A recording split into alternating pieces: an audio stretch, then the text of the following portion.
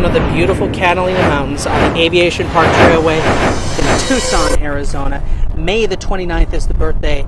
My name is CassAnaya, and this is the Birthday Blog. Hello everyone, this is our first show. I'm CassAnaya of the Anaya brothers. I am your host for today's birthday blog, May the 29th. And for those of you who are uninitiated with the birthday blog, and that's all of us because, this is the first birthday blog. What this is we highlight the historical, cultural, and scientific significance of your birthday, May the 29th. This is an epic 366 episode, 7-year-long project. So more later in the video on how you can help with that. But for now, we're going to present your birthday, the best birthday, May the 29th. The first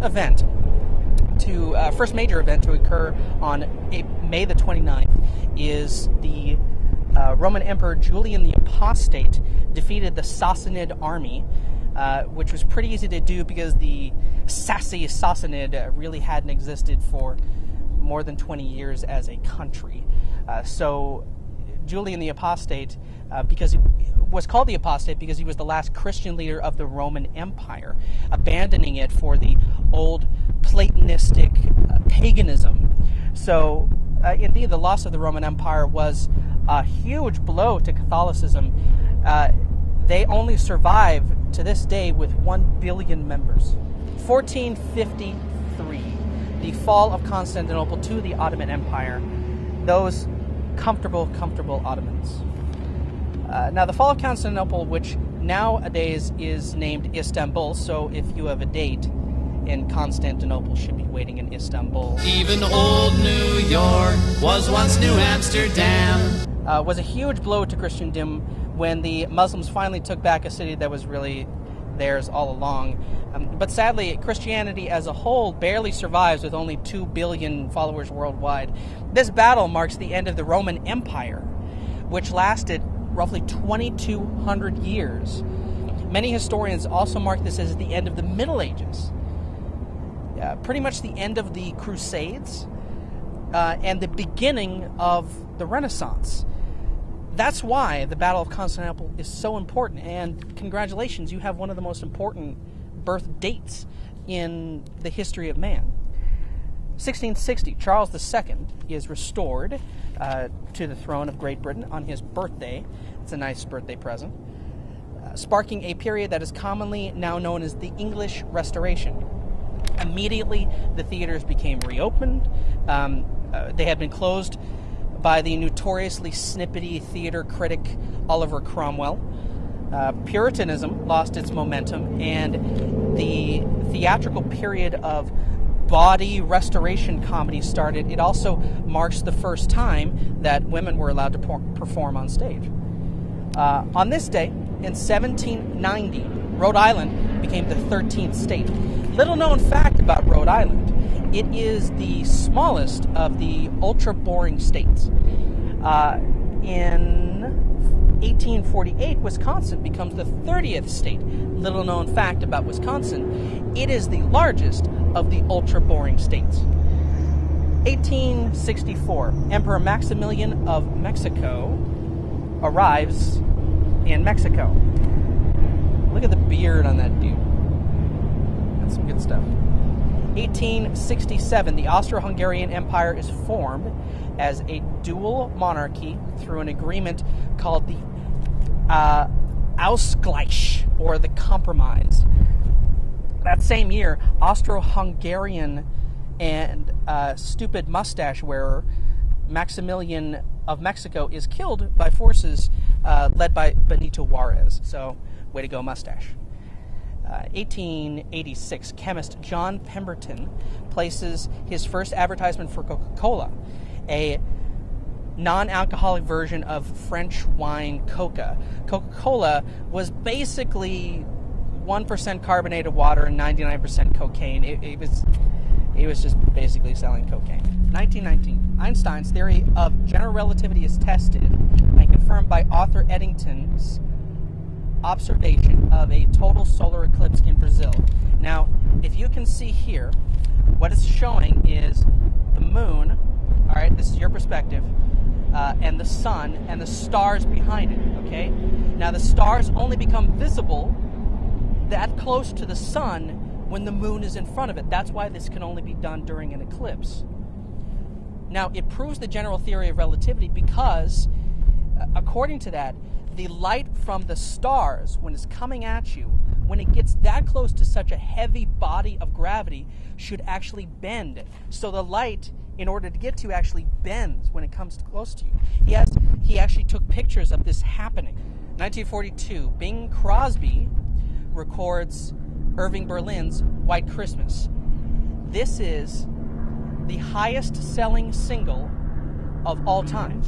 1953, Edmund Hillary and Sherpa Tenzing Norgay become the first people to reach the summit of Mount Everest on Tenzing's 39th birthday. So nice birthday present for Tenzing Norgay there. 1954, the first Bilderberg Conference is held. It's basically a meeting where insanely rich people get together to collude with each other on how to make themselves more insanely rich and powerful, and incidentally to build bears. 1969, the Cordobazo begins. The event is called the Cordobazo in Cordoba, Argentina. A general strike which led to a popular uprising against the current military junta. 1973, Tom Bradley is elected the first black mayor of Los Angeles, and he keeps the job for 20 years. 1985, at the European Cup in Brussels, the Heysel Stadium disaster, where 39 football fans die and hundreds are injured as a result of rioting from a bunch of Scousers who knocked over a wall. And if I could comment really quickly, America, we have a lot of problems. Okay, we maybe have some of our priorities which aren't exactly great. Maybe we spend a lot of money on sports, but at least we don't have sporting events where a bunch of people die. Europeans call it soccer, and so the sport is just as lame as we know it is, and so therefore you won't have people dying for it. 1988, Reagan visits the Soviet Union for the first time. 1999, Olusegun Obasanjo was elected president of Nigeria. Here he is in a picture with Jimmy Carter back when he was first president, and at a very packed parade. Now, who was born on your birthday? Who died on your birthday? We'll get to that in just a moment here. But first, here is my brother CassAnaya with his segment, The Rule of Threes. Thank you, Cass. Hello and happy birthday to all you May 29thians. A lot of wonderful things have happened on your birthday, but I am here to tell you which of 3 events is the worst possible thing to happen on your birthday. This is a special British edition of the Rule of Thirds. Let's get started. Number 1. 1780. At the Battle of Waxhawks, British redcoats massacre the Continentals allegedly after the Americans had already thrown down their arms. 113 Americans are killed. 150 were so badly maimed that they couldn't even be moved, and only 53 were taken prisoner. Apparently, the British felt that it was worth killing them in order to preserve America as a British colony. And how'd that go for you, huh? Moving on, number 2, 1798. Between 300 and 500 United Irishmen are massacred by the British Army in County Kildare, Ireland. You know what that is? That is poppycock and balderdash. Blimey, those East Londoner Gents are a bunch of bloody wankers. Armor with a U. Number 3, 1914. And finally, the British finally get what's coming to them. A Great Britain ocean liner sinks into the Gulf of St. Lawrence with the loss of 1,024 lives. The Norwegian collier or coal freighter ran into the ocean liner RMS Empress of Ireland. Wait, So it wasn't even technically British. So basically they found another way to kill off 1,000 Irish people. Great. Well, now it's time for you to decide which of these 3 horrible events is the worst thing to happen today. Go ahead and decide now.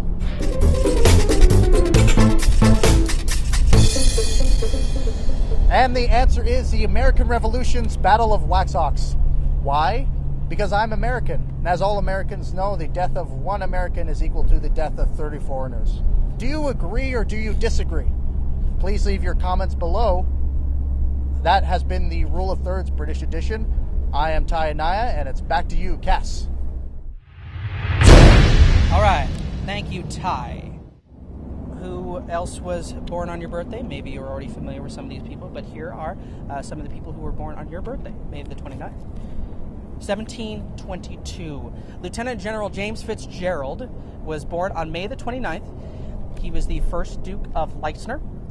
Styled Lord Offaly until 1744 and known as the Earl Kildare between 1744 and 1761, and as the Marquis of Kildare between 1761 and 1766, was an Irish nobleman, soldier, and politician. He was the 20th Earl of Kildare and Baron of Offaly, and was created first Viscount Leicester of Taplow in 1747 and first Duke of Leicester, first Marquis of Kildare, and first Earl of Offaly in 1766.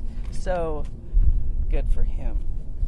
1736, Patrick Henry, American patriot and first and 6th governor of Virginia, was born. He is mostly known for his "Give me liberty or give me death" speech, as you can see here.